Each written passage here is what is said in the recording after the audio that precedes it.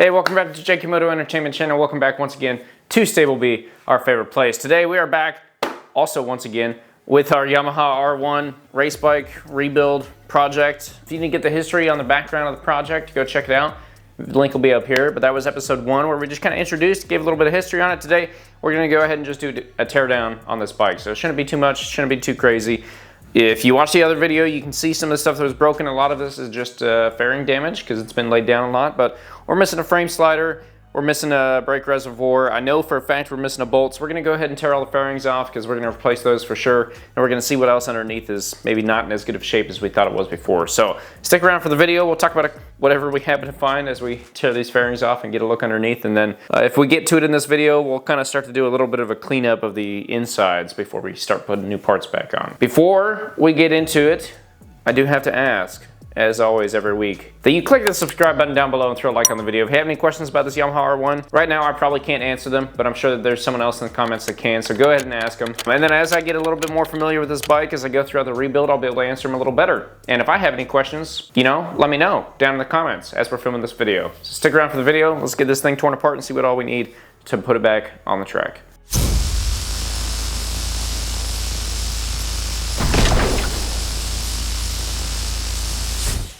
So anyway, just as I just mentioned, first thing we're gonna do is take this fairing off, or the fairings, period. I am curious, this thing's been laid down a couple times. When you look at it from behind, the subframe has a bit of an angle to it. And sometimes that's the subframe on an angle. Sometimes it's the fairings in the subframe. It's all sorts of different stuff all the time. So I'm kind of curious to know if that's gonna be a problem or not. We'll find out when we get this all apart. But go ahead and pull this top fairing off first, which does involve removing this windshield. What's left of it anyway.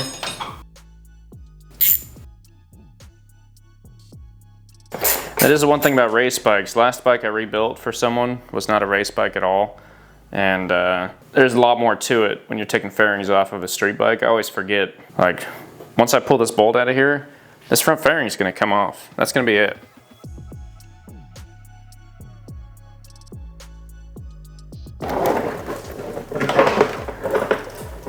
So, after a couple speed clips, everything else, we have not much of a front fairing left. You can kind of hear how bad that is.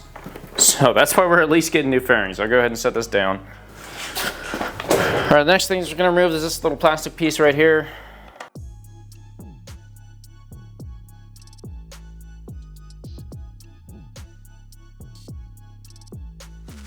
So that's kind of cool. If you look at that. That is carbon fiber. Also, instead of having the right size bolt, they just put a nut in between it instead of a washer or 3 or 4 or a spacer. There's just a nut in there. Yeah, a little carbon fiber. No, maybe not. Maybe that's just the internal fiberglass. My bad. Fiberglass. Go around and grab the other side. These shop carts are so sweet. Oop, too far. Another piece. I don't really understand the point of these, because, like, what are you gonna... There's a motorcycle underneath there. I didn't understand that. I didn't know that. Understand's the wrong word. I did not know that Yamaha had that big of a section in the frame right there instead of having it cut out like a lot of other bikes do. So if you look over, but when I'm looking over my Aprilia, like, yeah, it still comes down here, but it's solid and then has a cut out triangle right there. Kind of interesting. Makes that seem almost useless to me, but you can put graphics and stuff on that a lot easier than a bare frame. And if that scratches, it's a lot easier to fix than a bare frame. So set that up there. Next up, we'll be down on the bottom, taking the belly pan off.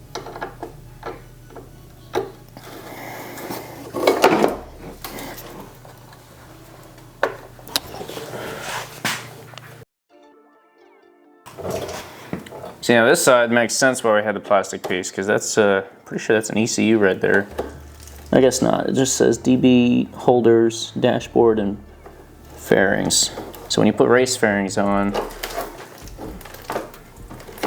I got that. Now that's gotta be an ECU. Kind of interesting. pull it out from underneath. This is nifty because instead of having actual screws in the bottom, once again you can see down in here, these are also just speed clips. And that's how the race teams get their fairings off so fast. They don't actually use any screws anywhere. It's all just speed clips. So we'll set this one off to the side. Oh yeah, also, it's always fun to look in the belly pan of a race bike, especially post-crash. Alright, so next up we're going to remove our tail piece. We'll pull the 2 bolts under the seat first. If anyone has a better option for a race seat tail setup besides just having holes in the seat, I need to know. So throw that down in the comments, because that's how my Aprilia is currently set up, and it is less than ideal. Because of this, I can't actually see the bolt I'm messing with at all.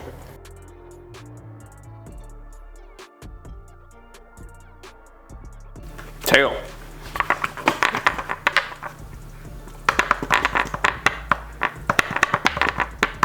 Set this off to the side also. Alright, and then this piece of the tail is just held on with these 2 little zip ties. Which I'm loving race teams more and more every day. Weight savings, no one's gonna notice. It's held up by the other piece, so it's not gonna fall out. But anyway, what I'm checking right now is just to make sure that all these cords are in here, nice and steady. The battery, I feel like the battery doesn't actually belong. No, it does. It's just missing its strap. There should be a strap for it. So I'm going to go ahead and cut these zip ties, pull that bottom piece out, just because I think we're going to end up getting a new piece for it anyway. And I always like to start at the beginning, know exactly what I need to do.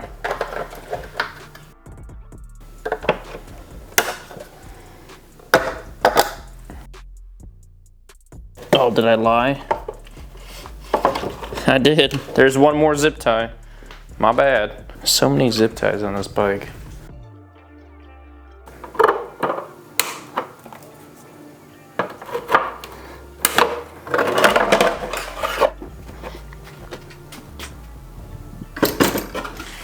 There's that bottom piece of the tail. The last thing we're gonna do is take these 2 plastic pieces. I say the last thing, there's a lot more to it than just these couple things. We're gonna take these couple plastic pieces off next, not the last thing. There you go. If you're taking something off the side of a Yamaha R1 down by the gas tank, that slides. Don't just yank it, you'll break it. Bad day. Also, for the audience, this stool is relatively new, so if I don't use it as often as I could, that's why I'm not used to it. Just like that. Actual final piece I'm going to take off, at least today. I think I'm going to pull this front fender at some point, but to be honest, it's actually in decent shape, so we'll pull that off and see if I can't clean it up a little bit. If I don't clean it up well, then we'll look into replacing it. But this gas tank piece, you can see it's connected right here by this screw. If it wasn't right now, it would basically come off. So you have a screw on the side, a screw on the top in the middle, and another screw on the other side, which is completely broken from. I'll let you come around and see that. And that's why we're going to go ahead and take it off. So you're like completely missing that portion right there. And then the importance of this piece, at least as far as I'm understanding, obviously all of your fairings are important for cosmetic reasons. Some play a more important role than others. And the specific importance of this one is that it protects that gas tank. Not a ton, but a little bit. You can see this corner is going to be your most outside corner on this side of the bike as far as the upper body portion. Luckily for Yamaha, this frame sticks out pretty far. Your frame slider is going to stick out even further. So your tank might not hit, but when you think about leverage, when a bike wrecks, it's going to fall down, and then that's going to hit that frame slider, and then the top is going to fall down and slide at some point, which is why this is broken. But if you look behind it, there's almost no damage on the gas tank here. We have a little scuff right on the edge and almost no other damage. So realistically, the amount of damage that this prevented on that gas tank is pretty good compared to some other bikes I've seen. That one behind me, much better. So once again, on this side, there's also some damage, but all in all, it did protect the gas tank like it was supposed to. So we'll go ahead and pull this piece off and add that to our list of new pieces to order. And then I'll walk you through everything else that I'm seeing and talk a little bit about the difference between, or at least differences that I've seen between a street bike and a purpose-built race bike. Go ahead and pull this screw so we know we have the screw. All right, so this is our mostly stripped down 2015 Yamaha R1 race bike. A couple key things to note here that I just think are kind of interesting. If you guys are super familiar with racing and track days and all that stuff, you'll see it, but there is like no front guard for your front sprocket. This should be out of gear. Yep, there we go. No guard, just lives out in the open. So if you look over the jigsaw behind me right here, you'll see that the front chain, the chain comes in and disappears. And behind this giant guard is the front sprocket. And that covers, like, on this bike specifically, it's actually pretty integral. On newer bikes, it's changed a little bit, but no front sprocket, guard, cover, whatever. Next, we're moving just kind of forward on the machine. Obviously, this did its job. This protected the engine. So engine case cover right here, I'm gonna have to pull that off. I'm not gonna do it right now because it involves removing these case bolts, so I'll wait till I have the new cover before we do that, but we'll pull that off, get a replacement for that. This is your frame slider. Yep. Hard to say whether or not this was used. There's been some controversy on the channel and elsewhere about the importance of frame sliders and whether or not they're actually good. And if they protect a frame like they're supposed to, or if they actually just destroy the frame because they end up putting all the impact in one spot. I don't know if this was put on by Moto America team that had it, by Club Racer that had it after him, or by my buddy, the track day rider that had it. I'm gonna imagine the Club Racer at least, maybe even the Moto America team, but can't say for sure. Moving up from there, I was looking, you have an ECU here, you have all your wiring coming in, and you have this kind of nice wiring harness where you look up in the front here. So to be a super stock bike, which is what this is super stock, or stock 1000, I don't think it's super stock 1000, I think it's just stock 1000.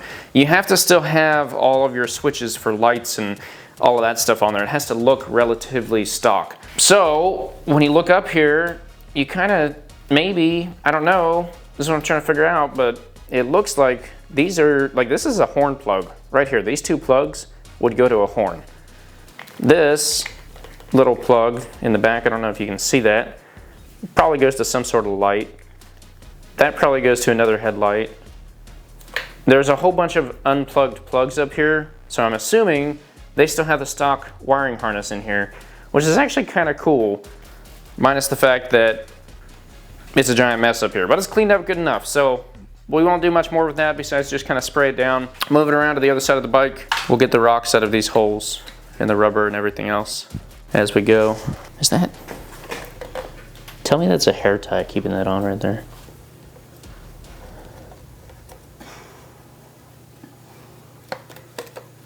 What kind of wild thing is that? All right, well, we're just gonna put that back on. It's just gonna live there for now. You have a sensor up here. I'm not sure what that sensor is. It's most likely the lean angle sensor that kills the bike if the bike leans over too much. Those are pretty nifty. Kind of have to have them for the bike to run. Still have a bunch of gravel and dust and dirt in there. Well, like I said, I'll mostly leave this wiring harness alone. And then we're up to this. If you notice, on most motorcycles, there is something here. And this tube connects to something. And this does something. That's called a front brake. There's usually a master cylinder right there, sorry. Brake fluid reservoir. I always mess that up because it's a cylinder shape and it is like a cylinder. And cylinders can also hold liquid. That's what should be there. So we'll get that replaced, get the hose there. But if you follow our brake line down, it actually looks like it's in pretty good shape still. Everything's still connected. Other side, there's a T right there. So I don't think we'll have to mess with the brake lines too much. But there's some more cords for you. Those probably plugged into the brake switch. And when they replaced that, they didn't have to worry about it. Kind of nifty. There's your lever adjustment. Woo. And then also in the last wreck, this boot got pretty destroyed. This is a Motion Pro Rev 2, so we could either update to a brand new, I think they're up to the Rev 4 now. I've got a Rev 2. I just installed a Rev 3 on someone else's bike. So we'll take a look at that or see if we can just get a new boot for it. The other thing I wanted to check while I was up here was the general levelness of my two clip-ons, and I believe this clip-on is sitting a little lower. So that's the last thing we'll kind of shore up before we take it out. I'll honestly probably move both of these all the way up to the top just to give it a little bit less aggressive feel, and then I'll let the owner decide what he wants to do with it afterward. Pretty easy. You just take this bolt, these two bolts in the back, unclip, move it up and down. Not that difficult. Coming over to this side, we kind of already talked about right here. That's not too bad. This case cover has also done its job. This one's actually still in pretty pretty good shape, but I imagine they come as a set. If I can find them individual, I'm only going to order the individual parts. Once again, this bike is going back on the racetrack. So if you're ever rebuilding a track bike or a race bike, outside of like, hey, I want brand new looking fairings or it's a whole new race season, I have the money. If you don't have a ton of money and you know you're just rebuilding this thing to go back out and probably wreck it again, you don't have to overdo it. Things just need to meet the minimum standard. So this bike might not come out looking the prettiest, just letting you guys know now. But we're gonna put everything back on here to make sure it's all still good to go and can do its job. There's a little bit of leftover. You can tell this guy was a track day guy. No offense, owner. But there's a little bit of leftover safety wire still on this. So this is your coolant drain line coming out of the bottom of the water pump, which is safety wired over to this little bracket so it doesn't come out. There's almost nothing else left on this bike that's safety wired because for track days it's not required, so the owner never put the safety wire back on. That's our other frame slider right there. We're gonna pull both of those out and put a new set on.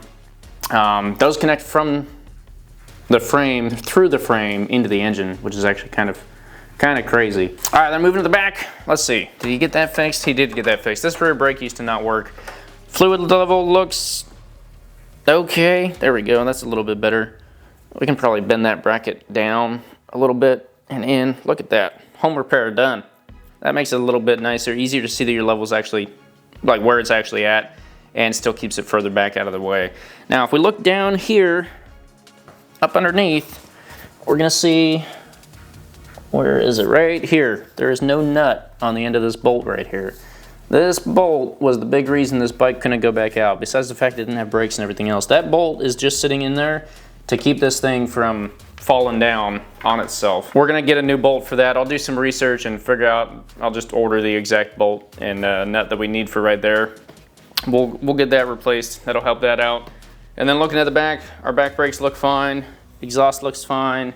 The subframe was the last thing I wanted to check and see how straight it was on the bike because I knew the tail was bent. So the whole bike's bent. I'm just kidding. Once again, it is a race/track bike. It doesn't have to be pretty. I'm just checking to see if it was the tail itself, the subframe that was bent, or if it was just that the fairings were cracked on there. But we do have a small crack right here, which a subframe purpose is to kind of just house all the electronics back here and then provide you a place to sit. Your frame connects to your swing arm. That's where your shock is. Sometimes your subframe's interconnected with that, but realistically, this bike could work perfectly fine without a subframe. Now, kill me in the comments, please. Let me hear it. But this is where your seat is. This is where your battery goes and some electronics. So it's just extra space above. It also gives you that kind of clearance travel between you and the rear wheel. Like, where else would you sit, right? So that's what the subframe is supposed to do. So I'll talk with the owner. I don't like that crack. If that crack wasn't there, I might think about just sending it because it doesn't look like it's too not straight. And the thing's like actually pretty sturdy. The box in there is pretty nice. But I'll talk with him about possibly getting a new subframe. And then that's what I was curious about. I don't know my R1s that well. This gas tank should rotate up right now because it's disconnected. But it doesn't want to, and I don't know why. All right, normally these gas tanks would just lift up after that one on the top. So right here's our airbox, right here's our gas tank. And I said normally, that's just what I'm used to with the bikes that I've worked on. I haven't worked on everything, please understand that. I forgot to mention that at the beginning. I'm not a certified mechanic, not a certified race bike builder guy. I'm just a dude with some tools in a garage. So don't take everything I say for absolute granted. The best part about this channel, my favorite part, is that I'm here to learn as much as you guys are. So I appreciate everything down in the comments. Feedback, I'll take it, good, bad, otherwise, whatever. Let me know. Hit me up with it. I'm down for it. But I went to pull this up and it moved a lot on this side. I said, hey, what's up with that? If you look down on this side, there's a bolt right here holding the tank in. So you can see that tank is connected right there. Pull it up on this side, that bolt is 100% not actually there. You can come over and look at that. There's a spacer right here. It's got everything it should have. That just needs to go, like that bolt needs to go back through there and into the gas tank. So we'll order a new bolt for there too, or look around. Let's see, I might have something that'll actually fit in there. But beyond that, we've got a crack in this AIM data logger lap timer thing. It's dirty. It's gonna need blown out, cleaned up a little bit. It's gonna need new fairings. The gas tank is gonna stay scuffed. There's gonna be some scratches on it. I know I got some flack last time I did a bike reveal. The bike wasn't like beautifully clean and people were like, woo, if you're gonna reveal a bike, it should be beautiful. This is not gonna be beautiful at the end of it. I'm hoping it looks a little better than it does right now, or than it did in the last video. Once again, if you didn't check that out already, go check out episode 1 of this bike rebuild, the introduction. But we're gonna throw some new fairings on it. We'll get some like kind of custom design stuff going on there, and then we'll clean it up, we'll replace the parts, we'll get it track worthy again. The best part is that afterward, we're gonna go take it out to a racetrack and give it a test ride, which kind of scares me because this thing's a beast. It is a beast of a bike. But anyway, things like this crack, the scuffs on the gas tank, and a couple of other little scratches and whatnot. Like, I'm not gonna put new foot pegs on there yet because they're just not bad enough yet. They're gonna get worn down further. I'm not too worried about it. So outside of that, that's gonna finish us up for today. I've got a pretty good list of the parts that I need. I'm gonna send that off to my people. We'll get some parts sent over, and then we'll start on the rebuild in the next episode. Hope you guys enjoyed this. A little bit of tear down, nothing too crazy, I understand that, but hopefully you guys enjoyed. I appreciate you watching. Once again, subscribe to the YouTube channel and throw a like on the video, and if you have any questions or comments or answers to my questions, please throw those down in the comments down below. Thanks for watching. We'll see you guys in the next video.